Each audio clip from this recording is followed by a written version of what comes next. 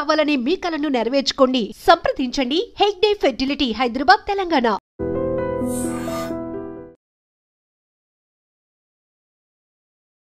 అసలు ప్రకృతి లేందే మనం లేము, చెట్లు లేందే అసలు మన జీవనమే లేదు అనేది వనజీవి రామయ్య గారి పిలుపు. యాక్చువల్లీ ఆయన 1 కోటి మొక్కలను నాటినరు ఆయన జీవిత కాలంలో. 85 సంవత్సరాలు ఆయన జీవిత కాలం మొత్తంగా 1 కోటికి పైగా మొక్కలు నాటారు అంటే ప్రకృతి కావచ్చు, చెట్లు కావచ్చు, ఆయనకు ఎంత ప్రేమో దాన్ని బట్టి అర్థం చేసుకోవచ్చు. ఇంకా ఆయన సేవలు ఇంకా మనకు అవసరం, అట్లాగే ఆయన దగ్గర నుంచి నేర్చుకోవాల్సింది చాలా ఉంది అంటూ కూడా 2017లో ఆయనకు పద్మశ్రీ ఇచ్చి గౌరవించింది కూడా కేంద్ర సర్కార్. సో ఆయన గురించి బాధాకరమైనటువంటి విషయం ఏంటంటే 85 సంవత్సరాలు ఆయనకి సడన్ గా హార్ట్ అటాక్ వచ్చి చనిపోవడం జరిగింది. ఈయన ఖమ్మంకి సంబంధించిన వ్యక్తి, అంటే ఖమ్మం జిల్లాకి సంబంధించిన వ్యక్తి, రెడ్డిపల్లి గ్రామానికి సంబంధించిన వ్యక్తి. ఇప్పుడు ఖమ్మం ఒక రకంగా నిజంగానే ఒక పెద్ద వృక్షం ఉంటది కదా, కొన్ని వందల సంవత్సరాల వృక్షం ఎట్లయితే పెరిగి అట్లా నీడనిస్తుందో, ఒక గుర్తులాగా ఉండిపోతుందో, అట్లాంటి వృక్షమే ఇప్పుడు లేకుండా పోయింది అనేసి ఖమ్మమే కాదు, నిజం చెప్పాలంటే తెలంగాణనే కాదు, పర్యావరణ ప్రేమికులు, ప్రకృతి ప్రేమికులు ఎవరైతే ఉంటారో వాళ్ళందరూ కూడా బాధపడుతున్నటువంటి సిచ్యువేషన్. ఇట్లా చెట్లు నాటడం, పర్యావరణానికి సంబంధించి ఎక్కువగా అవగాహన కల్పించడం, అట్లాగే చెట్లు నాటడం వల్ల ఎట్లా పర్యావరణాన్ని మనం ఎట్లా కాపాడుకోగలుగుతాం, చెట్లు నరికేయడం వల్ల ఎట్లాంటి అనర్థాలు జరుగుతాయి అనేది చెప్తూనే ఆయన నాటుతూ మిగతా వాళ్ళకు కూడా ఆదర్శంగా నిలుస్తూ వాళ్ళ దగ్గరగా ఉండి కూడా వాళ్ళని చెట్లు నాటడం వల్ల ఏమొస్తుంది ఏంటి అనేది కూడా చెప్తూ ఉండేవాళ్ళు. ఇప్పుడు అట్లాంటి వనజీవి రామయ్యగా, వనజీవి అంటేనే పూర్తిగా వనంకి సంబంధించి వనంలోనే ఉంటాడు కాబట్టి ఆయనకి వనజీవి అని ఒక రకంగా ఇంటి పేరుగా మారిపోయిన పరిస్థితి ఉంది. సో మనందరికీ తెలుసు, ఇట్లా మెడకి ఒక ప్లేట్, ఒక గ్రీన్ కలర్ ప్లేట్ తగిలించుకొని ఉంటాడు. ఎప్పుడు కూడా ఎక్కడ కూడా సిగ్గుపడలేదు.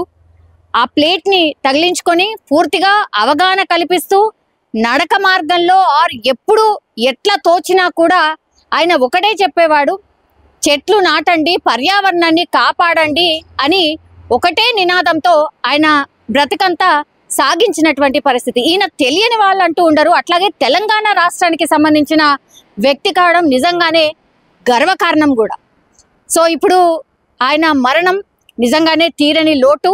అందరూ పెద్ద పెద్ద వాళ్ళు కూడా ఆయనకు నివాళులు అర్పిస్తున్నారు. అట్లాగే పర్యావరణ ప్రేమికులు కావచ్చు, లేదంటే వనజీవి రామయ్యకు తెలిసినటువంటి వాళ్ళు ఎవరైనా సరే ఘనంగా నివాళులు అర్పిస్తున్నారు. ఆయన లేని లోటు తీరంది అనేసి కూడా చాలా మంది చెప్తున్నారు. దీని మీద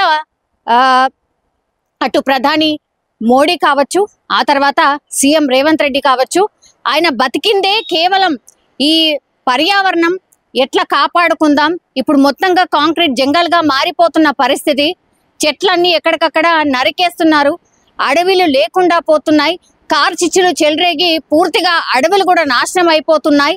అట్లాగే మానవులం మనం కూడా ఏం చేస్తున్నాం, చెట్లను నరికేస్తున్నాం, పూర్తిగా నరికి అదేదో మంచి పెద్ద పెద్ద బిల్డింగ్లు కట్టుకుంటున్నాం. కానీ ఇది హానికరం. మనము ప్రకృతిని విధ్వంసం చేస్తే అది కూడా మనకు అట్లనే రిటర్న్ గిఫ్ట్ లాగా అది కూడా మనను విధ్వంసం చేస్తుంది అనేటువంటిది ఎప్పుడు ఆయన నినాదంగా ఉంటుండే. అందులో భాగంగానే ఇప్పుడు మనం చూస్తున్నాం కూడా అట్లాంటి వైపరీత్యాలు వస్తే వరదలు ఒకటేసారి వస్తున్నాయి.